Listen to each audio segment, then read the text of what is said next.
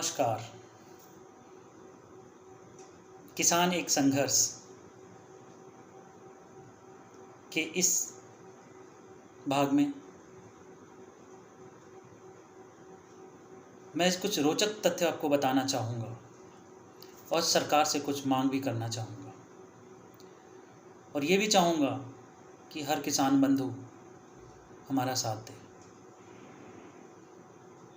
मैंने किसान बंधु इसलिए कहा कि कहीं ना कहीं हम में से हर कोई किसी न किसी का किसान का बेटा है, भाई है, भतीजा है या पोता है या नाती है।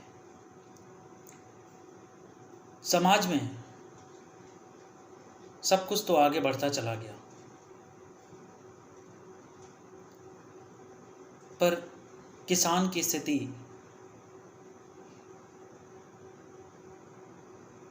बहुत अच्छी नहीं हो पाई या अच्छी ही नहीं हो पाई। मैंने उसमें कुछ रोचक तथ्य मुझे लगता है कि जो सरकार को ध्यान देना चाहिए,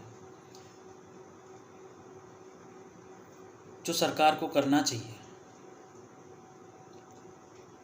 वो ये है।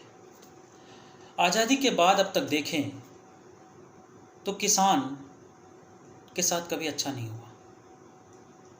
किसान दिन ब दिन खत्म होता चला गया, आत्महत्या करने लगे लोग। किसान अन्न पैदा करता रहा, किसान धान, गेहूं, गन्ना, दाल सब कुछ हमें देता रहा, इस दुनिया को देता रहा।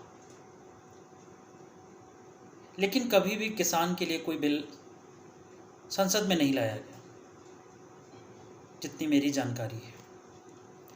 किसान के द्वारा पैदा किए गए अन्न को लेकर फूड सिक्योरिटी बिल जरूर लाया गया, जिसकी जितनी प्रशंसा की जाए उतनी कम है। किसान की आय दोगुनी करने का फैसला लिया गया 5 सालों में, लेकिन किसान के खर्च का अवलोकन नहीं किया गया। यद्यपि तुलना अच्छा नहीं है, लेकिन लाल बहादुर शास्त्री जी ने कहा था, जय जवान जय किसान। जब तक हमारा किसान खेत में हल लेकर खड़ा है, तब तक हमें कोई हरा नहीं सकता, तब तक हम भूखे नहीं मर सकते।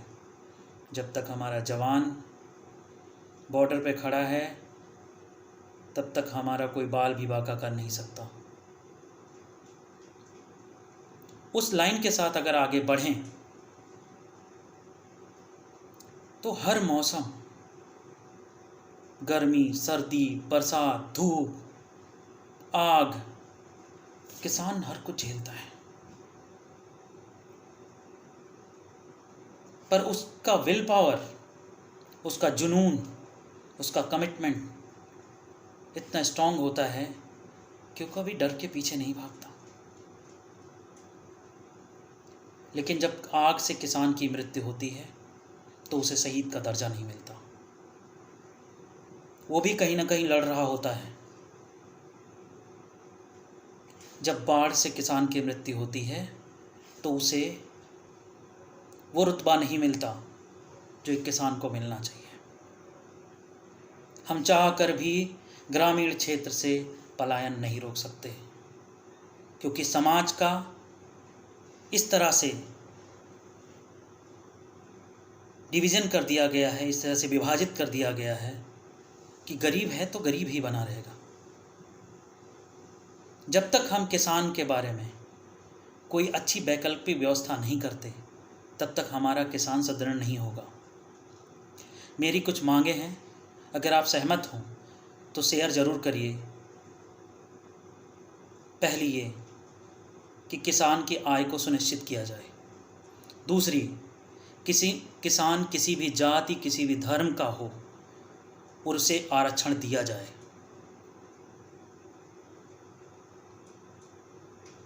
किसान अगर बाढ़, आंधी, तूफान, किसी भी नेचुरल कैलामिटी से उसकी कैजुअलिटी होती है तो उसके घर के एक व्यक्ति को नौकरी दी जाए। सामाजिक तिरस्कार से बचाने के लिए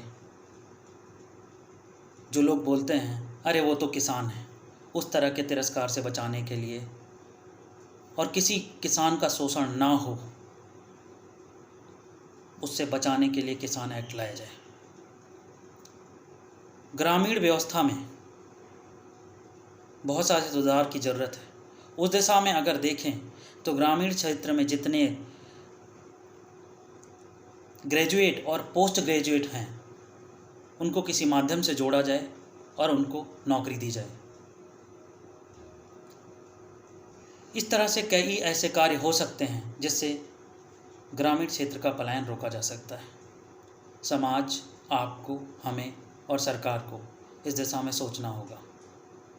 अगर आज नहीं सोचा तो कल हमारे लिए अन्न पैदा करने वाला अन्नदाता नहीं होगा।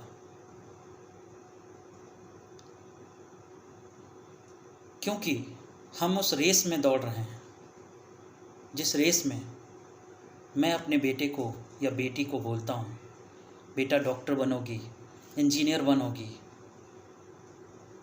आईएएस बनोगी, पीसीएस बनोगी, लेकिन ये कहने की हिम्मत नहीं कर पाता किसान की बेटी हो, किसान की पोती हो, किसान की बहन हो, किसान बनोगी? तो मेरा किसान एक संघर्ष के इस माध्यम से सरकार से अपील है और जिन लोगों ने समाज की जिम्मेदारी ली है उनसे भी अपील है कि किसान का इतना उपकार ज़रूर करो कि किसान गरीबी से ना मरे, किसान भूखमरी से ना मरे, और मरे भी तो उस किसान को याद किया जाए। किसान को चिन्हित करने की ज़रूरत है। अगर नेताजी के नाम से सड़क बन सकती है,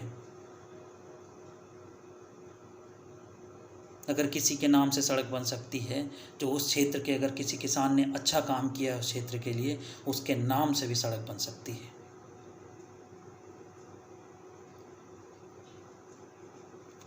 मैं तो कहता हूँ कि हर एक गांव में, हर एक ग्राम पंचायत में इस तरह से लोगों को चिन्हित किया जाए जिनको किसी क्षेत्र का हर साल प्रोत्साहन दिया जाए और अवार्ड दिया जाए कि आपने अच्छा कार्य किया है कृषि क्षेत्र के लिए। उसके लिए कोई बहुत बड़े जिला स्तर पे करने की ज़रूरत नहीं है, लोकल लेवल पे भी किया जा सकता है। नमस्कार।